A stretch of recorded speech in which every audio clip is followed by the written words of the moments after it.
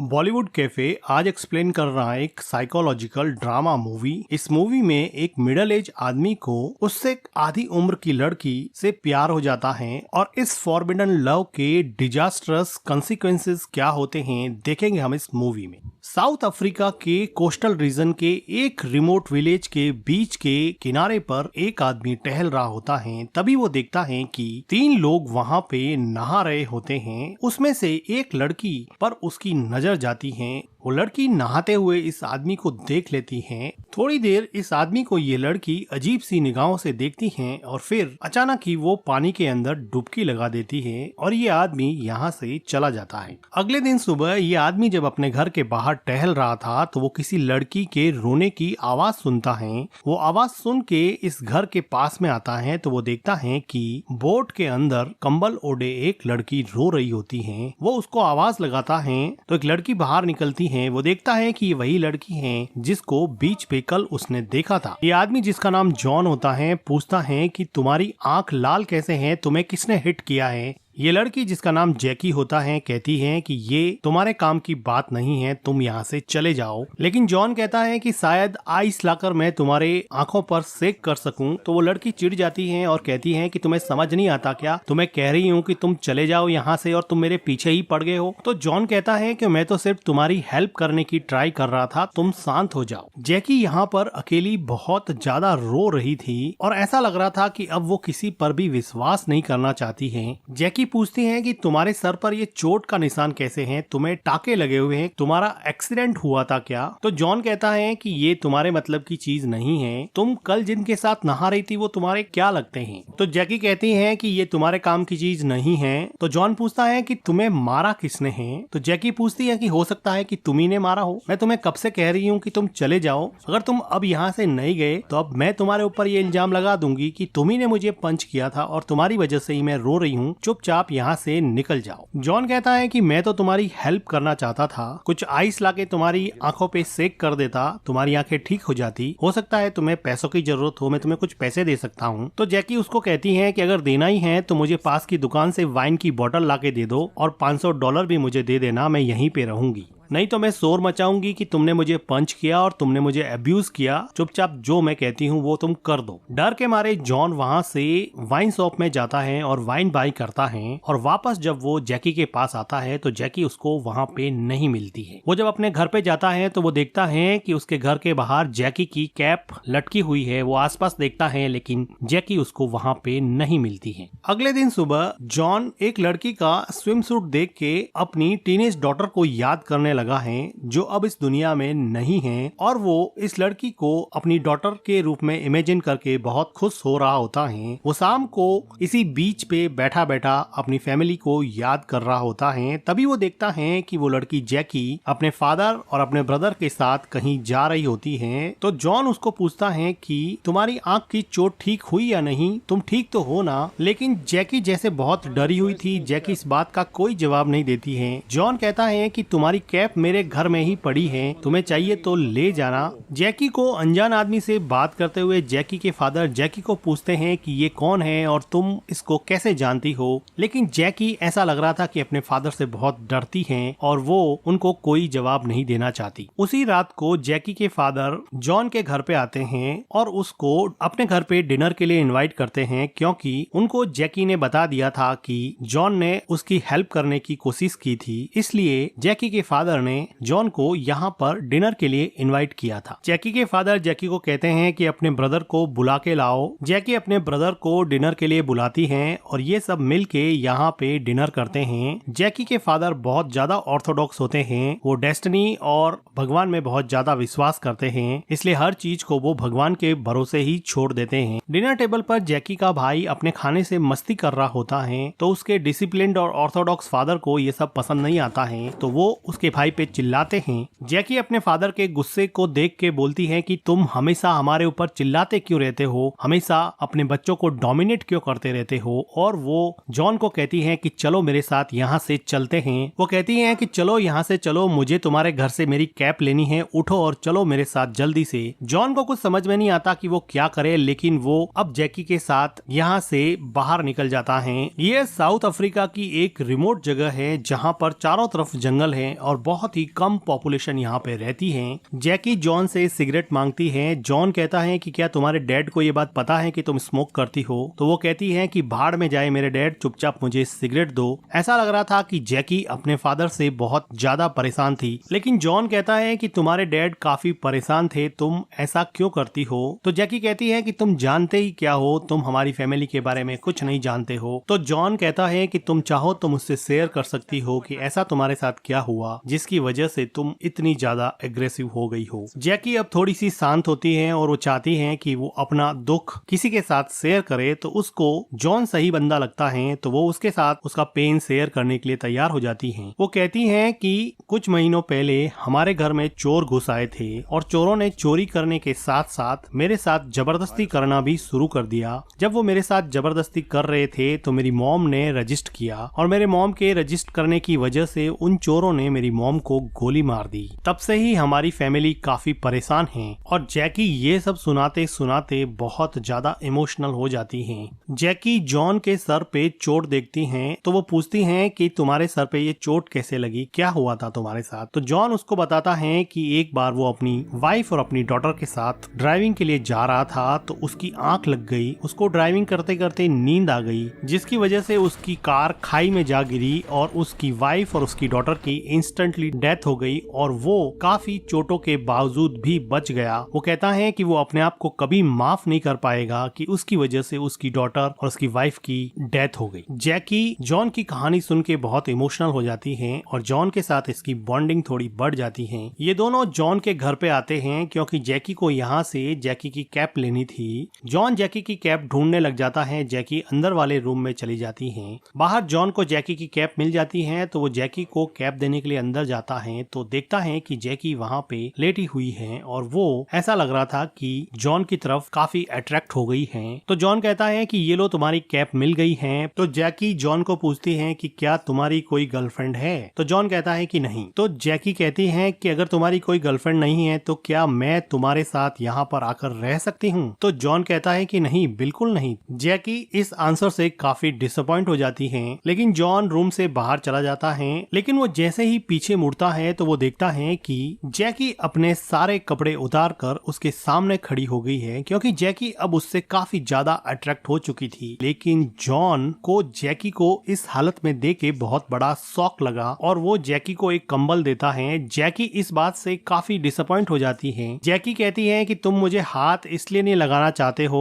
क्योंकि मेरे साथ रेप हुआ है, मेरे साथ जबरदस्ती हुई है, इसलिए तुम मुझे हाथ नहीं लगाना चाहते हो ना। जैकी इस बात पे रोने लगती है और वो कहती है कि तुम्हें पता है कि उस दिन मैं बोट में बैठी बैठी रो रही थी, मुझे आंख पे किसी ने पंच कर दिया था। वो मेरे डैडी थे, मेरे डैड ने ही मुझे पंच किया है। मेरे डैड काफी अब्यूजिव है और बहुत बार मुझे मारते भी हैं। इस बात पे जॉन को जैकी पे काफी तरस आता है, क्योंकि वो ऑलरेडी उन रॉबर्ट्स की जबरदस्ती का शिकार थी, जिसकी वजह से वो ऑलरेडी टूट चुकी थी। वो जैकी को जाकर हग करके उसको कंसोल करने की कोशिश करता है। तो जैकी को ऐसा लगा कि अब जॉन मान गया है, तो वो फिर जॉन को किस करने लग जाती है। लेकिन जॉन उसको रोकता है और उसको कपड़े पहना के अपने घर जाने के लिए कहता है। जैकी पहले तो जाना नहीं चाहती, लेकिन इंसिस्ट करने पर जैकी को जॉन के घर से जाना ही पड़ता है। अगले दिन जैकी अपनी मेड को लेके जॉन के घर पे आती है और जॉन से उसके बिहेवियर के लिए सॉरी बोलती है। थोड़ी देर बाद में मेड वहाँ से चली जाती है। तो जैकी जॉन को कहती है कि मैं कल के लिए बहुत शर्मिंदा हूँ, प्लीज मुझे माफ कर दो, मैं ऐसा फिर कभी नहीं करूंगी। तो जॉन जैकी को माफ कर देता है। तो जैकी कहती है कि चलो हाइकिंग पे चलते हैं, यहाँ पर बहुत अच्छी हाइकिंग साइट है। अब ये दोनों हाइकिंग के लिए निकल जाते हैं। जैकी अपने पास्ट में हुई जबरदस्ती की वजह से परेशान थी और जॉन अपनी फैमिली के साथ हुए एक्सीडेंट की वजह से परेशान था। ये दोनों अकेले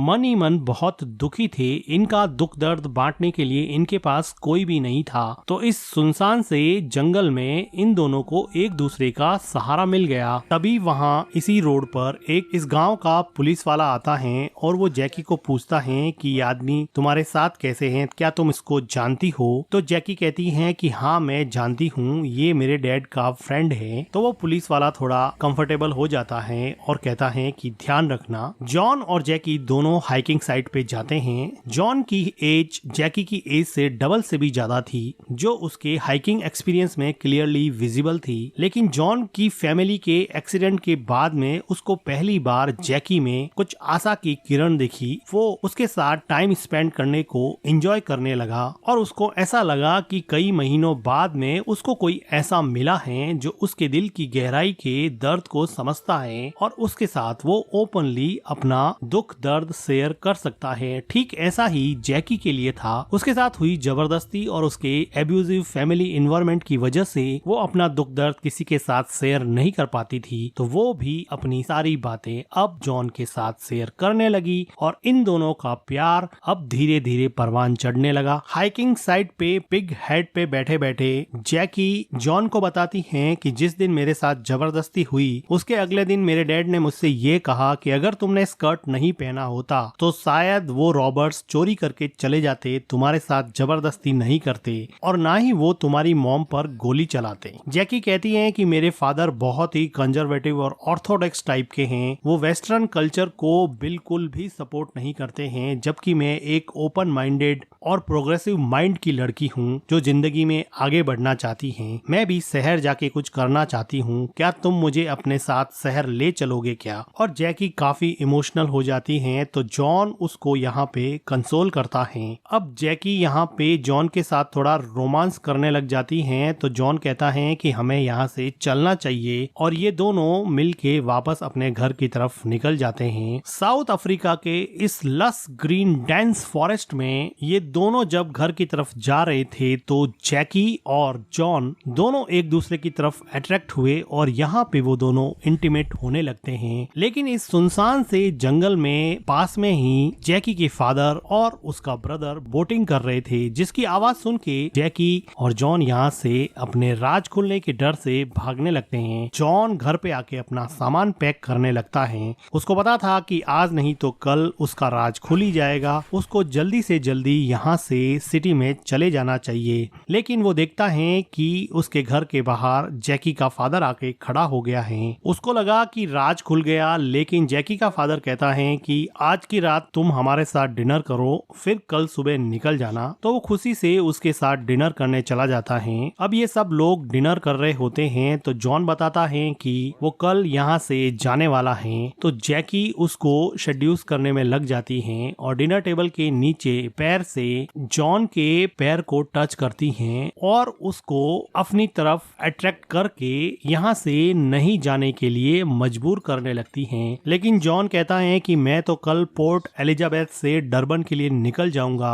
जैकी कहती है कि डरबन जाके क्या करोगे, दूसरी शादी करने वाले हो क्या? तुम किसी इंटरनेट साइट पे जाके कोई प्रिटी सी वाइफ ढूंढ लो, लेकिन हाँ तुम्हें अपना फेस छुपाना पड़ेगा, तुम्हें अपना स्कार कोई कैप लगा के छुपाना पड़ेगा। और वो फ्रस्ट्रेशन के मारे जॉन को टीज करने लगती है कि तुम बहुत ही ओल्ड और भद्दे दिखते हो, तुम्हें कोई पसंद नहीं करेगी, और वो अपना वैल्यू उसको जताने की कोशिश करती है। जैकी के इस बिहेवियर की वजह से जैकी के डैड जॉन से माफी मांगते हैं, लेकिन जैकी जॉन के जाने से मनी मन बहुत दुखी होती है। फिर जॉन वहाँ से चला जाता है। अगले दिन अर्ली मॉर्निंग जॉन के घर पे जैकी आती है, क्योंकि जैकी से अब बिल्कुल भी कंट्रोल नहीं हो रहा था। उसने डिनर टेबल पर जॉन के साथ अपना रोमांस जता ही लिया था। अब जॉन भी चाहता था कि अब वो वैसे भी जा रहा है तो वो जैकी के साथ जाके यहाँ पे रोमांटिक होता है और ये दोनों मिलके यहाँ पे इंटीमेट होते हैं। घर के बाहर से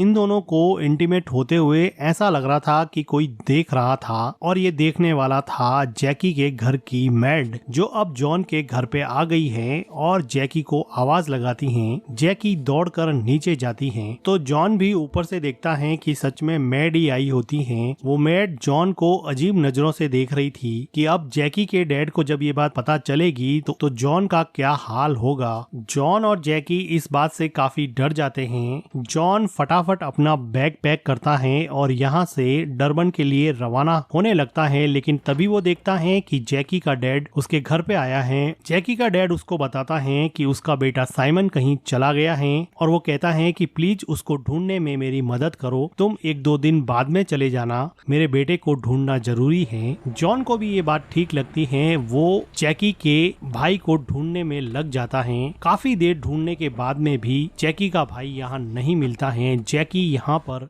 अलग अलग अलग जगह पे मिसिंग के पोस्टर लगा रही थी और अपने भाई के खो जाने की वजह से काफी दुखी लग रही थी। अगले दिन इस गांव का पुलिस वाला रास्ते में जॉन को पिक करता है और वो कहता है कि तुम और जैकी काफी अच्छे फ्रेंड होना, मैं जैकी को बहुत पसंद करता हूँ, मेरी शादी की बात तुम जैकी से करोगे क्या? लेकिन जॉन कहता है कि देखो अभी तो उसका भाई गायब हुआ है, अभी तो मैं ऐसी कोई बात कर नहीं सकता, और वो उसकी कार से नीचे उतर जाता है। बहुत ढूंढने के बाद में भी जैकी का भाई कहीं पर भी नहीं मिलता है। तब ये लोग मान लेते हैं कि शायद जैकी का भाई अपने एब्यूजिव फैमिली इन्वायरमेंट की वजह से कहीं पर भाग गया है और वो शायद अब वापस यहाँ पे कभी नहीं आएगा, जिसकी वजह से जैकी और जैकी के डैड थोड़े ज्यादा परेशान हो जाते हैं। जॉन जैकी के डैड को कहता है कि मैं कल यहाँ से निकलने वाला हूँ। वो देखता है कि जैकी उसी पुलिस वाले के साथ बैठी बैठी वहाँ पे टीवी देख रही होती है। अगले दिन सुबह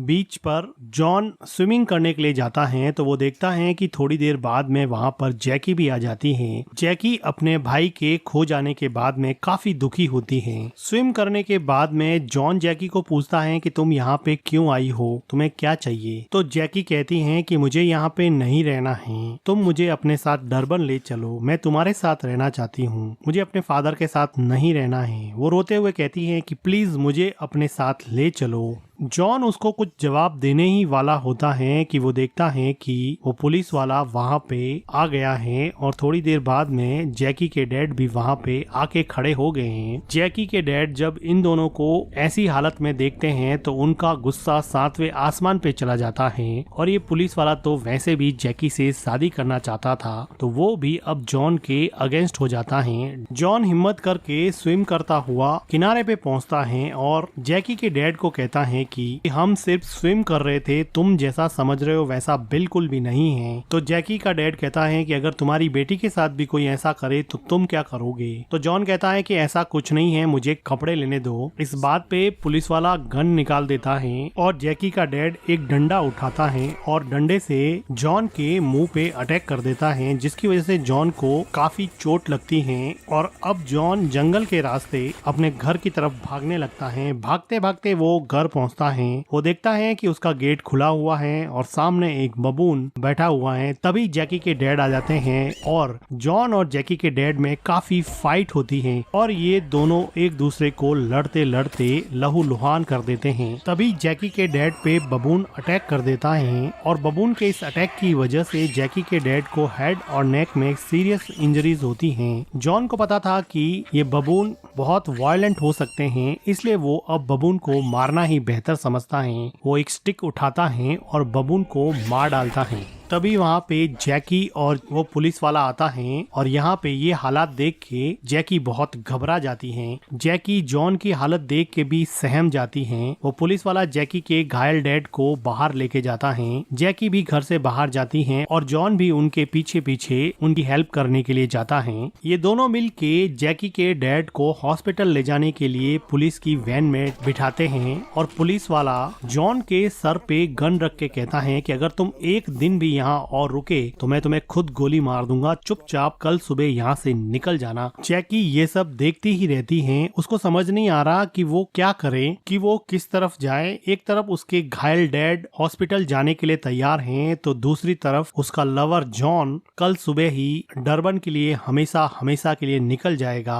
जैकी के लिए ये सिचुएशन काफी डायलेमेटिक थी। वो काफी देर तक जॉन की तरफ देखती हैं। वो चाहती तो थी कि वो जॉन के साथ ही चली जाए, लेकिन अपने फादर को इस हालत में छोड़ के वो जाना नहीं चाहती थी। तो वो उलझे मन से रोते हुए अपने फादर के साथ पुलिस की वैन में बैठ जाती हैं, जिसको अब जॉन भी सपोर्ट कर रहा होता है, क्योंकि वो तो ऑलरेडी मैच्योर था और उसको पता था कि यही जैकी के लिए ज्यादा सही होगा। जैकी और जैकी के डैड गले मिलके बहुत रोते हैं और रियलाइज करते हैं कि दोनों का रिलेशन और दोनों के बीच में प्यार कितना ज्यादा जरूरी है। एक दूसरे पर पर थोपे गए रूल्स और रेस्ट्रिक्शंस आदमी के रिलेशंस को बर्बाद कर सकता है। फ्रीडम और लिबर्टी के लिए तो इंसान जीता ही है, अगर उस पर ही कोई पाबंदी लगा दे तो पिंजरे में बंद पक्षी और रेस्ट्रिक्शन में बंधे इंसान में क्या ही फर्क रह जाएगा। जैकी का मन अभी भी कुछ हद तक जॉन में ही अटका हुआ था। वो जॉन के साथ जाना चाहती थी, जॉन भी यही चाहता था, लेकिन जिंदगी इतनी आसान चॉइस कहाँ देती है। इतनी आसान तो जिंदगी है नहीं। जिंदगी तो एक कांस्टेंट स्ट्रीमिंग पेन है। आप एक सॉल्व करोगे तो दूसरा मिल जाएगा, दूसरा सॉल्व करोगे तो तीसरा मिल जाएगा। और इसी के साथ ये मूवी एंड हो जाती है। मूवी का एक्सप्लेनेशन अगर आपको अच्छा लगा हो तो वीडियो को लाइक कीजिएगा, हमारे चैनल को सब्सक्राइब कीजिएगा and thank you for watching.